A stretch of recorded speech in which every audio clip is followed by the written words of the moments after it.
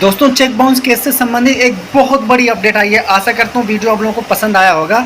आप लोगों को बताना चाहूँगा कि जब सभी लोग मैक्सिमम लोगों को पता है कि जब चेक बाउंस होता है उसके 30 दिन के अंदर लीगल नोटिस भेजा जाता है, उसके 15 दिन के बाद केस फाइल किया जाता है। लेकिन आप लोग को एक चीज़ इसमें ट्विस्ट जो है, जो सामने आया है, एक जजमेंट है जो कि आप लोग स्क्रीन पर देख रहे हैं। इस पर्टिकुलर जजमेंट में होता क्या है, चेक बाउंस होने के बाद में जब लीगल नोटिस भेजी जाती है तो उस लीगल नोटिस में मैटर क्या होता है, उसमें ये कहा जाता है, जिसने चेक इशू किया था उससे कहा जाता है कि देखिए आपने जो चेक इशू किया था वो बाउंस हो गया है। अगर आप इस चेक को 15 दिन के अंदर, जो भी अमाउंट है, चेक अमाउंट है, अगर आप 15 दिन के अंदर रीपेमेंट नहीं करते हैं तो आपके अगेंस्ट सिविल केस किया जाएगा। ऐसा चेतावनी देते हुए एक लीगल नोटिस इशू किया जाता है। लेकिन अब इसमें ट्विस्ट वाली बात ये होती है कि उस पूरे चेक में कहीं भी चेक अमाउंट जो होता है, जो डिमांडिंग अमाउंट होता है, वो नहीं लिखा जाता है। और इस केस में होता क्या है, 2 चेक बाउंस होते हैं 50-50 हज़ार के, टोटल 1 लाख रुपए का मतलब पेंडिंग अमाउंट होता है। तो वो 1 लाख रुपए या 50-50 हज़ार के 2 चेक, कहीं भी इनकी डिटेल नहीं दिखी जाती है।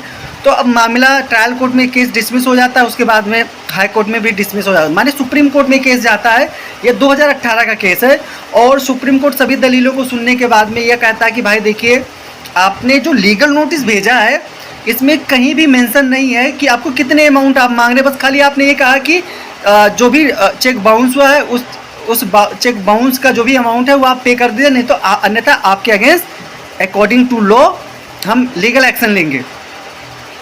तो इसमें चेक अमाउंट नहीं होता, इसलिए माने सुप्रीम कोर्ट द्वारा इस केस को खारिज कर दिया जाता है। तो दोस्तों, इस केस से हमें ये सीख मिलता है, जब कभी भी आप लीगल नोटिस इशू करते हैं, अगर आपका चेक बाउंस हो जाता है तो उसमें अमाउंट, अगर चेक बाउंस हुआ तो चेक नंबर, डेट, इन डिटेल को डालना जरूर ध्यान रखें।